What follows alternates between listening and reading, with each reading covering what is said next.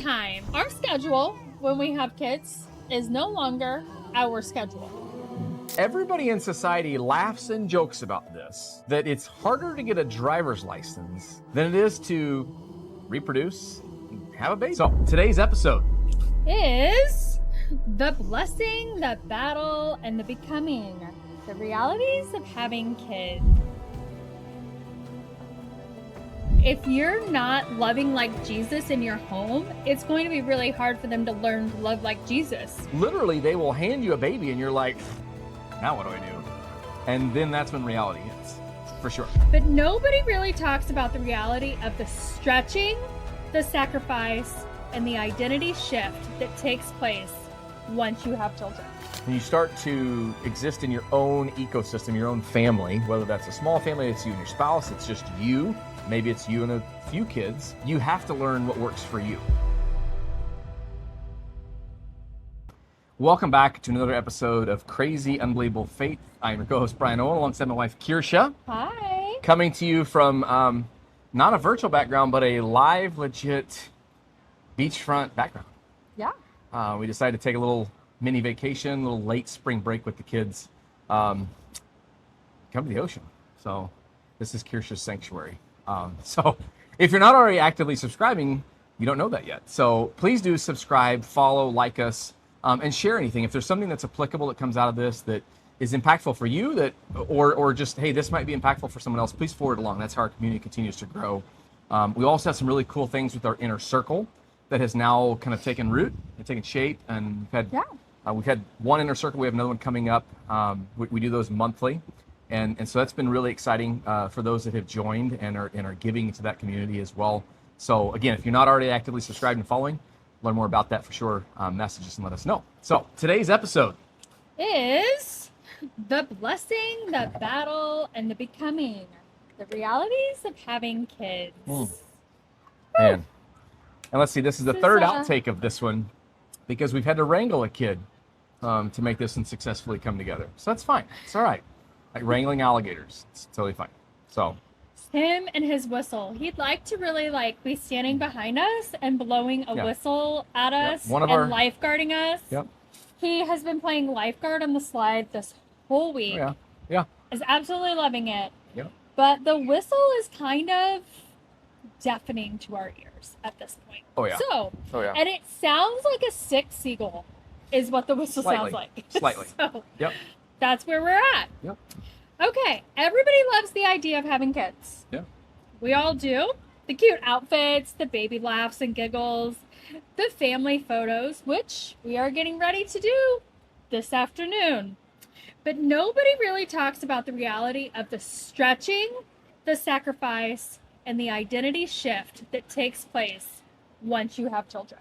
Yeah. So today we're going to talk about that. Please don't misunderstand this. This is not going to be a negative take on having kids at all. This is just going to be a real honest episode of the blessings that children can bring, but the becoming of us as parents and the becoming of them. And how do we take root and help shape their identity in Christ and shape them into the person that God ordained them and designed them to become. Ultimately, Brian and I view that children are a blessing. They are a gift from heaven to us to shepherd and lead back to heaven. And so I just think that that's really important that we lead with that you guys understand the values that we hold and that we believe that everything that God placed in our life is a gift from Him, and that we need to shepherd that and steward that well. So, even on those sleepless nights and the screaming road rage fits that they have, those will test your limits. That's okay. Keep going. Sorry. There's a responsibility that gets bestowed upon us when we take on children. It's true. And for some of us... But there's no owner's manual to them. Like, that is something that everybody in society laughs and jokes about this, that it's harder to get a driver's license than it is to reproduce, have a baby. And when you leave the hospital, they do a car seat check, a couple other things. They don't teach you CPR or anything. That's it. And it's like they walk you to the door into the car and here you go. Well, how do you feed them? How do you change diaper? Yes, they have parenting classes, which we did not do those. I mean, I babysat, and I watched my grandma have a daycare center in our house for That's years. true. So And a lot of that is passed down. I but had some equipping. But for some of those that aren't equipped, that don't get those things passed down to them, literally they will hand you a baby and you're like, now what do I do? And then that's when reality hits, for sure. Yeah, I do remember crying on our way home from the hospital with the first child. Okay. By the fourth and fifth kid, it was like, whatever, throw them in the back, let's go. Is that fair? Fourth or fifth? I mean, we had fourth and fifth together. That's right. Yeah, it was a package deal. Okay. Yeah. We went from one NICU to the next NICU. So Okay, so right now we're going to talk about what we imagine versus what actually happens. We expect joy, but we don't expect exhaustion. yeah. We expect bonding, but we don't expect breaking points. We also live in a society right now where social media allows us to have this picture perfect viewpoint of everybody else's inside life. And then behind the scenes of our own life, we're like, whoa, we're not like them. And so we're constantly in this state of comparison from parent to parent. And I know that Brian and I, for a season, really when we started homeschooling, I went through this season of like, I wanted it to be perfect and I wanted it to fit what other families were doing. And then I realized I didn't have the same kids. I'm not the same person. We don't have the same schedules. We don't have the same needs. We don't have the same desires either. Really, the only thing keeping us rooted together was we all serve the same God. And once I kind of relaxed and was able to step into my own and create my own identity as a homeschool mom, it really allowed me to shed some light on who I really was and who I really was trying to become as a parent and a homeschool parent. Well, and that in itself is challenging. I remember early on those hurdles and self-doubt moments that you had of, are we doing enough? Are we going to destroy our kids by homeschooling? Like all those fears that were in our mind to a degree. Yeah. That's parenting in general. Like, am I screwing my kid up if I don't do this? Am I playing with them enough? Am I not playing with them enough? Like there's that balance. Because again, there's a lot of people, there's jobs, there's businesses, there's, it's that work-life balance to a degree. Right. There's financial pressure that comes with correct raising children. Yeah. And kids are resilient. I mean, within reason. No, but I know that there have been several times where Brian and I, we have messed up. Like, we've said the wrong thing. It didn't come out the way that we had intended it to. And we wish we had one of those Men in Black bleep buttons. Where the red light. The red light. The red light. Where we could just, erase the memory. It's fine. and recharge, right? Yeah. Well, And you that's said one this. thing, like, with parenting, that we don't get a pause button, right? But what we do get is we get to demonstrate and lead from the front of what humility looks like and being humble. And none of us are perfect, and none of us parent perfect. We've all learned from challenges over the years, and each child has a different challenge. Yeah, and that's, I think, the comparison piece, and talk about like, we think about, for those that were traditionally educated growing up, or homeschool, doesn't matter, but you were raised through school, and it was kind of one way. It was like, we got up, went to school, bell rang, you did this, you ate lunch, you did recess, like it was just kind of a factory style setting. We carry that in Pavlov's law. Yeah, you ring the bell, and the dog salivates, whatever. But the reality was, like, we cheered for candy. Yeah, Kirsha does that too for me. It's fine. But it's when you break out of that, when you start to exist in your own ecosystem, your own family, whether that's a small family, it's you and your spouse, it's just you, maybe it's you and a few kids, or a gaggle of kids like we have. You have to learn what works for you, and what works for you may not work for somebody else, and vice versa. And so that comparison point, like you're talking about, it can catch people, because again, we're in this instant gratification society. We're seeing Instagram posts, social media tweets, whatever, and it's like, oh, that's so great. Like, oh, you guys are at the beach this week. Yeah, but they didn't see what we've been doing the last year and a half, where we haven't done something like that. Right. So. Well, and we're coming out of a season of just grinding. And I wouldn't necessarily. We're coming out of it. Wow, this is amazing. We're really shifting gears. We've gone from fifth to third, back up to fifth gear. We're not on a 10-speed bike. We're on a 16-speed bike. Maybe a 24. I'm not sure. We've geared up. I was thinking a manual car. Okay, well, we geared up. It's fine. Okay. Some people don't understand what manual cars are, so that's fine. Kids don't just add to your life. They essentially restructure our life. I know from the first child to the third child, there was this confidence that took place, and then when we found out we were pregnant with twins, I kind of retracted back. But I don't know how to do this, and it was just all in my head. I don't know how to take care of two of them, and I know there were several times you were like, we already have three. Like, you do know how to take care of two of them. We already have three. And I was like, but not at the same time. He's like, no, we already do. It's fine. You're just way overthinking this. Mm-hmm. And that's okay. But I want to keep this structured from a biblical standpoint today. I don't really know an episode where we don't keep it structured biblically, but the Bible says to train up a child in the way he should go. We're gearing up here, so that's fine. We're gearing up, or gearing down. I'm not sure which one should. Go ahead.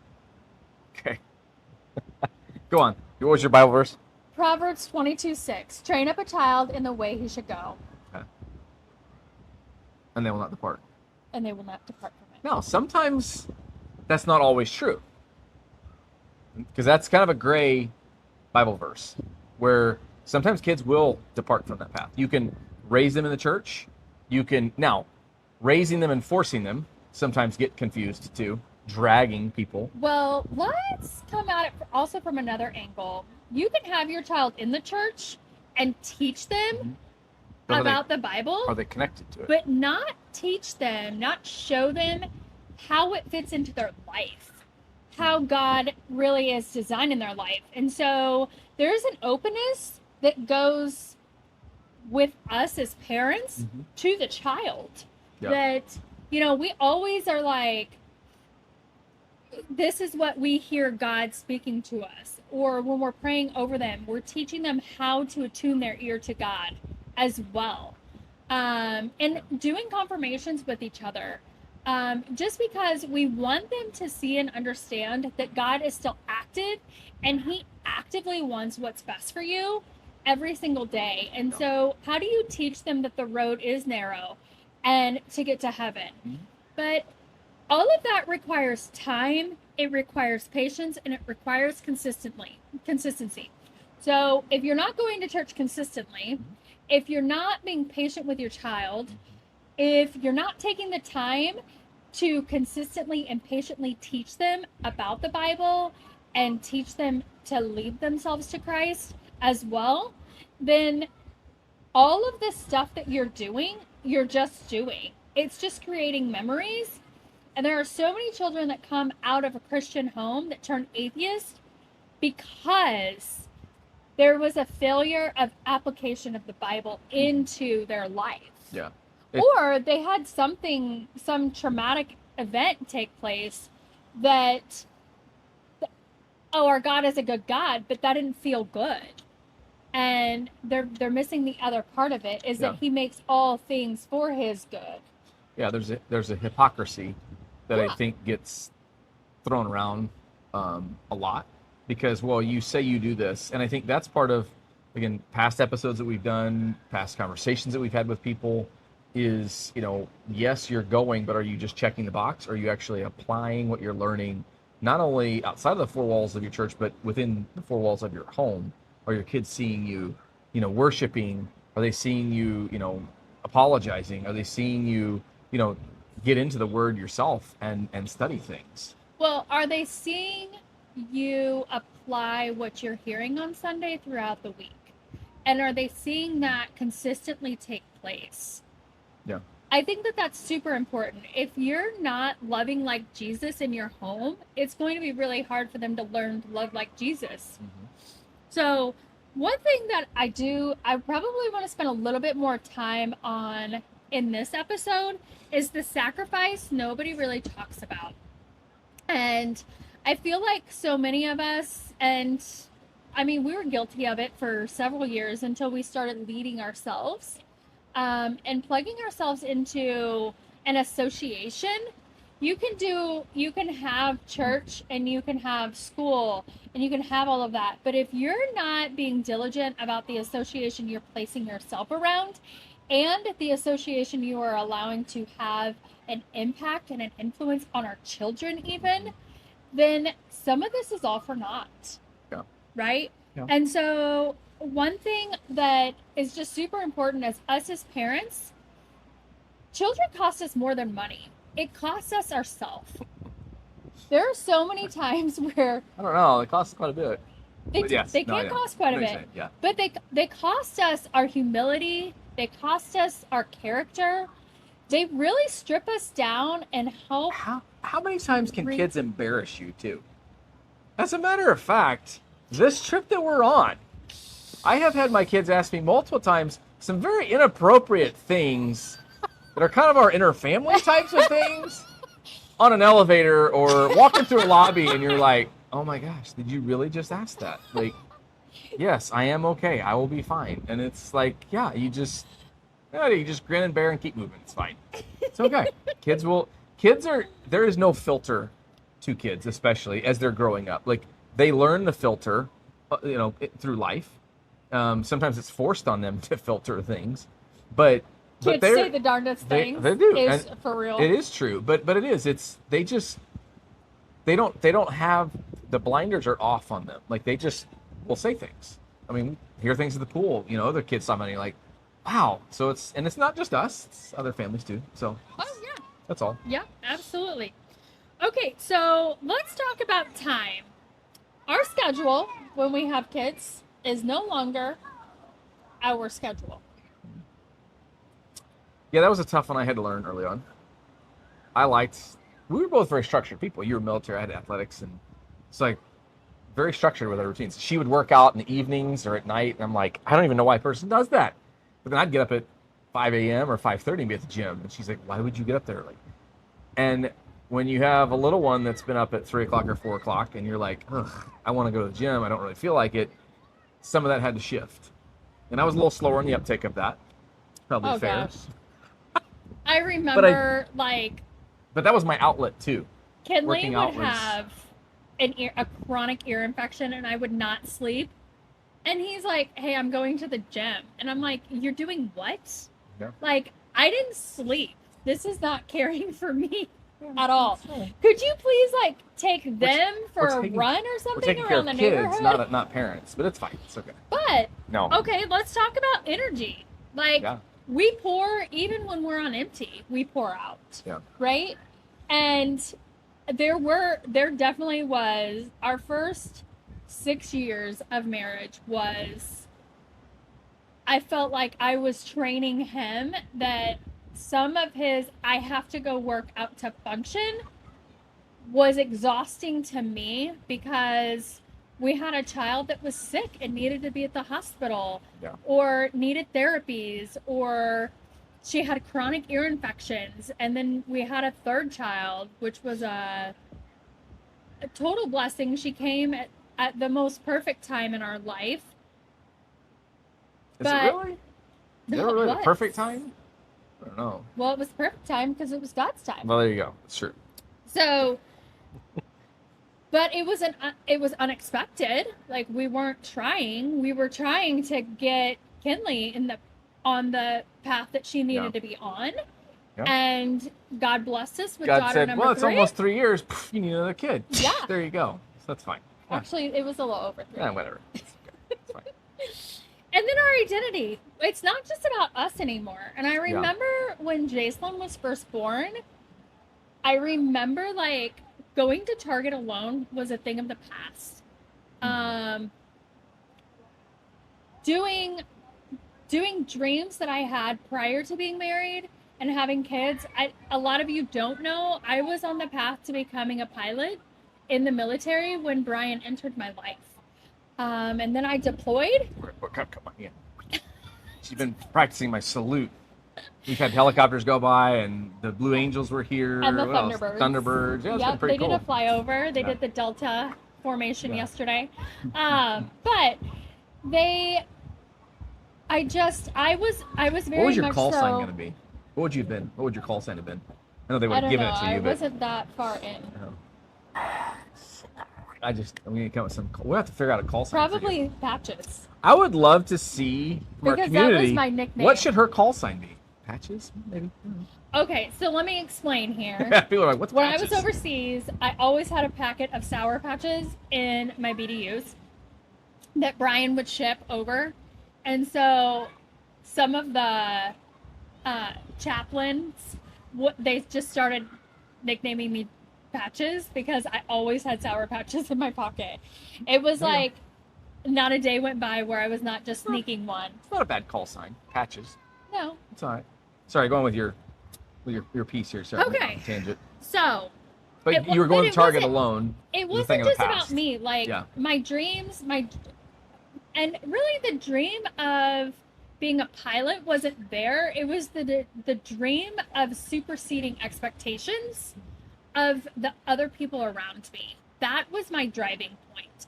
And when Brian entered my life, I realized that I was formulating a life strictly for myself. I wasn't formulating a life where I could insert children. I could insert a husband, really, and create the life and the dreams, those other dreams, to supersede as well. And so my identity really shifted when we had Jason. I think there's a lot of people, whether they have kids or don't have kids, they're trying to have kids, like they're still on that independent path to some degree. Even if you're married, you have to correct. be there Yes. until you are till the forced timing to shift, correct. right? But I think the important piece is letting go of control. It's letting go of some of the dreams to have bigger dreams, to have better dreams, to have a legacy-filled life full of dreams. Yeah. Me being a pilot only impacted me and the military. It didn't, from a positive standpoint, it didn't impact him. It would require him to let go of me more than we really wanted. And so, not saying don't go be a pilot. I think if that's what you want and that's your desire, go for it. If that's what God's laid on your heart, sure. Yeah. But I also felt a deeper call that I had to follow for my identity. And in that, like looking back, I wouldn't have imagined becoming the person I am today without making that identity shift that I needed to make for myself. Yeah. Right? Well, we had talked about that early on, that even individuals' career paths, life would just look very different. It wouldn't be us together as much. It would still be that, but you would make time for it. But there's a lot of things that we would have done independently. Like you would have explored and had experiences, and we still do to a degree, but we don't get to do it as a family. And I think that's part of kind of that blessing component of it that you don't realize until you're in it, is the blessings of them being able to see, go ghost crab hunting, to watch a sunset from the beach, to be in the mountains and it's snowing, or whatever those things might be. Maybe it's just sitting by a fireplace, or maybe it's just sitting at home playing cards or playing Uno. You get, it's another person that you're bringing into this, where they get to, it's just memories that get locked into their core memory frame, to be able to pass along. Right.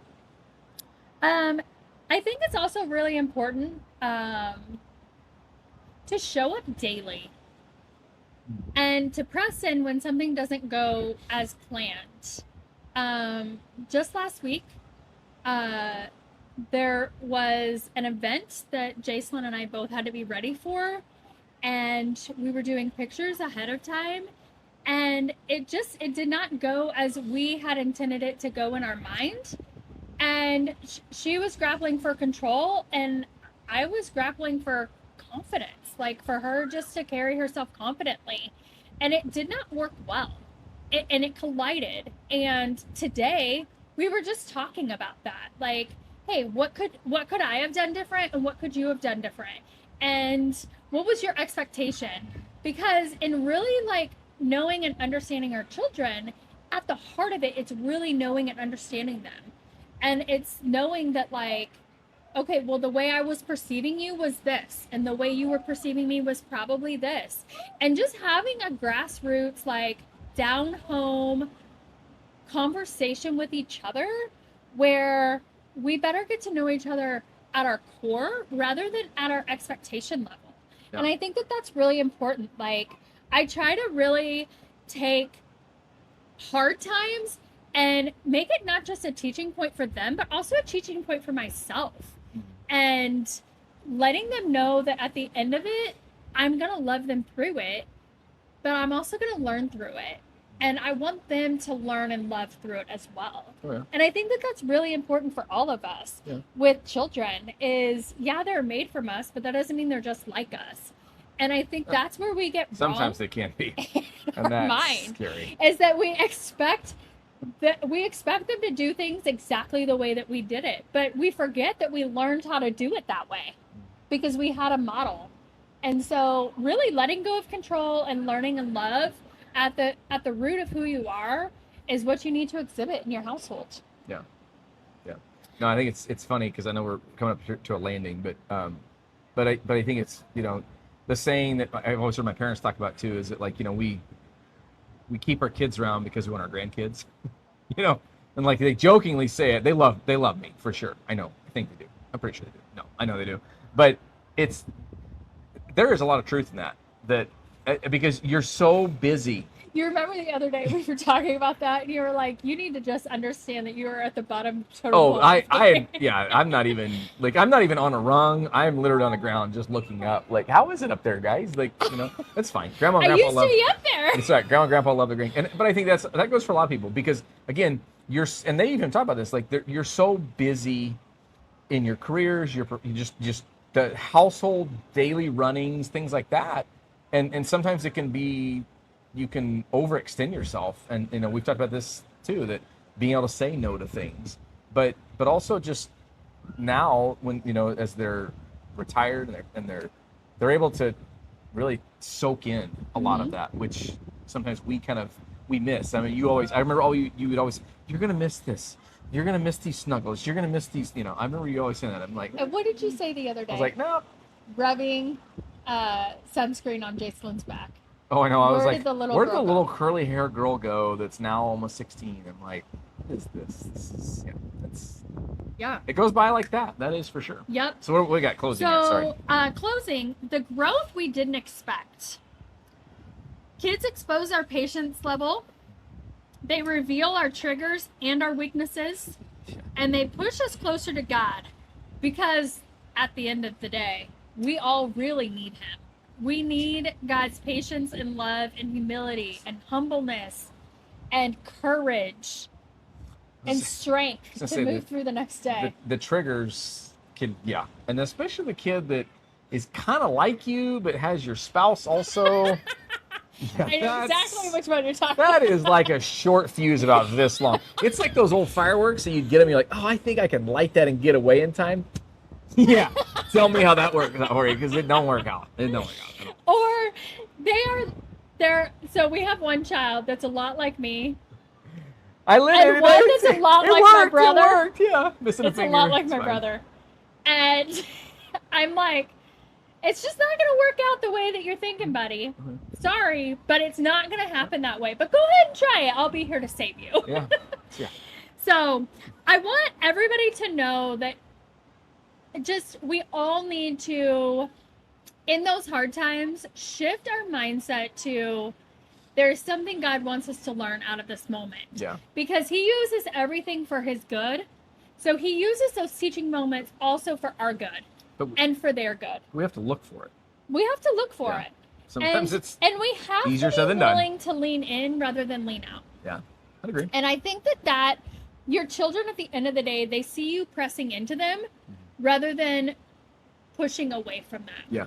And if you can do that confidently, knowing like, okay, I did push out and I needed to press in a little bit more and ask more questions before letting our emotions kind of run the situation, then it allows us the ability, that gives us an ability to go back, apologize, press in, but we as parents, we need to be the first to apologize. And if you have a child that is constantly apologizing because they feel that they need to take responsibility for stuff, tell them, I don't need your apology. I don't want you to apologize. You don't need to apologize for the things you didn't do wrong. Because sometimes it's just fears inside of them of, are they still going to love me if I'm not perfect? Well, and things, they just don't know what they don't know. Right. They don't have those life experiences to pull from prior knowledge. So. Yeah. Right. Yeah.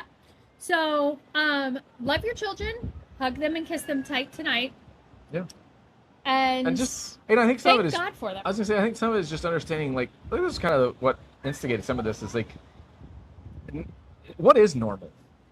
I mean, we try to normalize things, like, just let that go. Love your kids for who they are. Even if they have outbursts, even if they have weird little tics, something, like, it doesn't matter. Like, just love them for who they are. Love people around you. Like, just encourage other moms, other parents when they're out in public. Just encourage them. I mean, that's kind of the purpose of our podcast, is hope and encouragement. Like, so just please, like, take time when you see a family, something's going well. Maybe it's a total meltdown. Just tap them on the shoulder and say, hey, you're doing a great job. Because sometimes that little bit of encouragement, man, that, because internally we all think, oh my gosh, I'm losing it. Like, everybody knows I'm losing it. Like, just, it's being okay to not be okay. Okay, so, I've got 2 last talking points, really quick. Your children are a part of your refinement process. There you go. Yeah. And think about it this way. God is using your children to raise you while you are raising them. That's good. That's good.